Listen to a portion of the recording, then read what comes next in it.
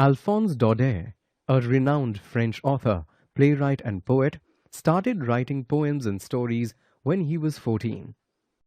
Daudet's works are known for their realistic portrayal of life and human emotions. Several of them reflected his own experiences. Some of his notable works include the short story collections Letters from My Mill and Monday Tales, and the novels Tartarin of Tarascon and Froment and Rizla. Daudet enlisted in the army during the Franco-Prussian War, and the influence of this experience is evident in the stories in Monday Tales. The last lesson, which is from the collection, is set against the backdrop of France's loss in the war. It revolves around the impact of this loss on life and schooling in the Alsace region of France. Through the recollections of a young Alsatian schoolboy, it reveals how deeply intertwined language is with national pride and identity. Here is a summary of The Last Lesson by Alphonse Daudet. Franz, the narrator of the story, was running late for school one day and was worried about getting a dressing down from his teacher, Monsieur Hamel. He had not learnt the rules of French participles like Monsieur Hamel had asked them to. As Franz hurried to school, he noticed a crowd in front of the village's bulletin board.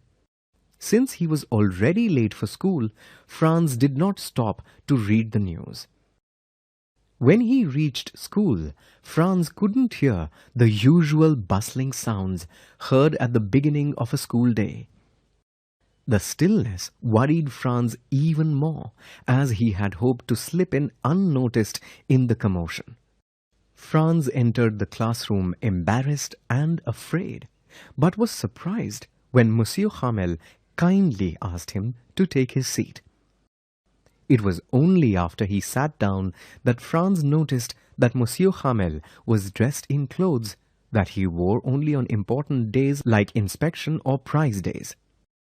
There was a strange solemnness in the air.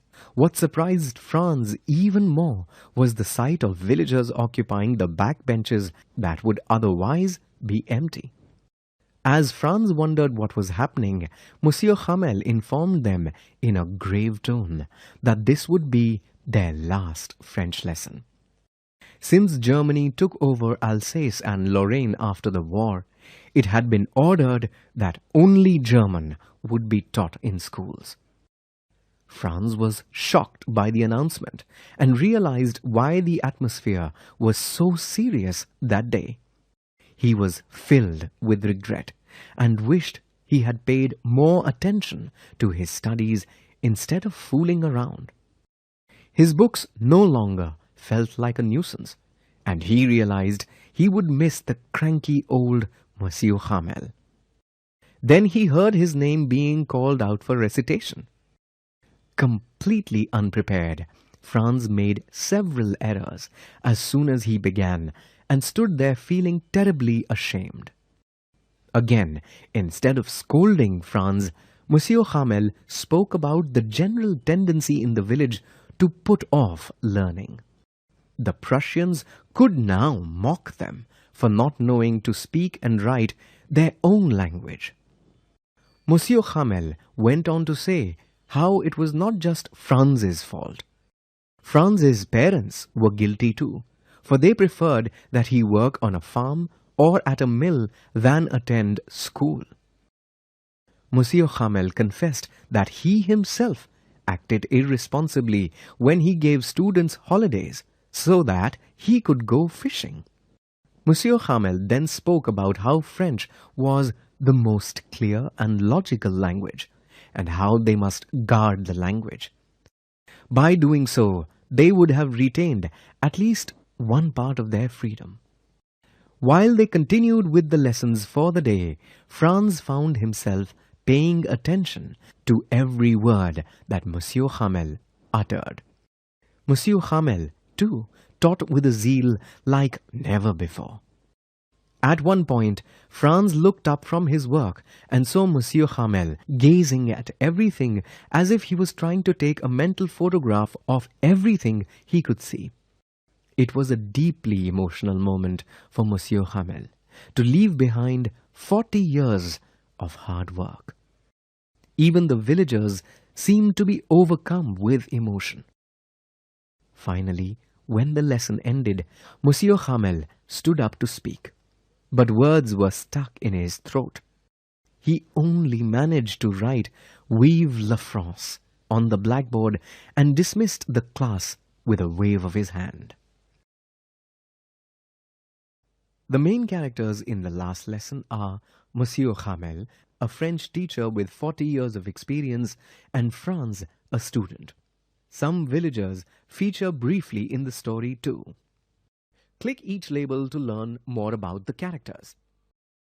Monsieur Hamel comes across as a very strict and grumpy teacher who doled out punishments if students wouldn't learn their lessons. This is evident at the beginning of the story when the narrator is afraid of going to school and facing Monsieur Hamel without having done his homework. The narrator also mentions the teacher's terrible iron ruler. Monsieur Hamel is a committed person. He had taught at the village for 40 years until the new government's ruling forced him to leave. His faithfulness to his job is partly the reason some villagers attended his last class. There were instances where he chose fishing over his work, but this easygoing attitude seems to be indicative of the way of life in the village. Monsieur Hamel is patriotic and had great love for his country and language. During the last class, he calls French the most beautiful, clearest, and most logical language in the world. He urges his students and the villagers to guard their language at any cost. At the end of the class, he writes the message "Vive la France," that is, "Long live France," in big letters on the board. Franz is the narrator of the story, and we see the events of Monsieur Hamel's last lesson through his eyes.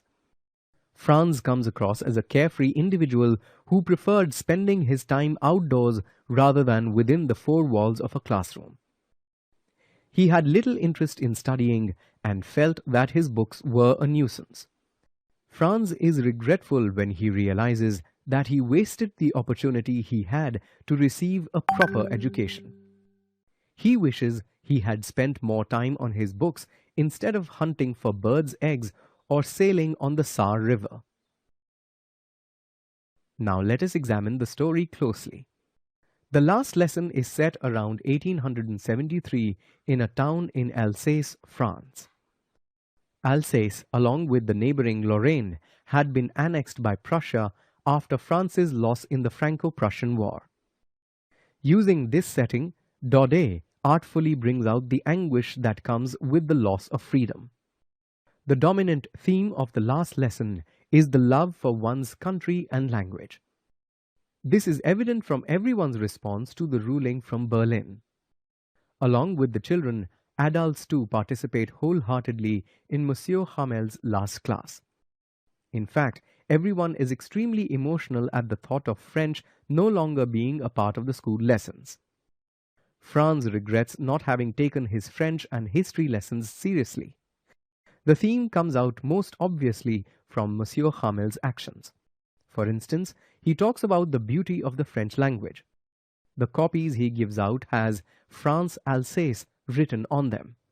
Finally, when the bell rings, Monsieur Hamel writes "Long live France" on the board. Closely linked to the theme of patriotism is that of language and identity. For all social groups, their language is closely linked to their identity. Therefore, the loss of one's language is akin to the loss of identity. Because of the ruling that replaced French with German in schools, the people of Alsace felt as if they were being asked to give up who they are. Hence, Monsieur Hamel's last class was before a packed classroom, including not just children, but also adults.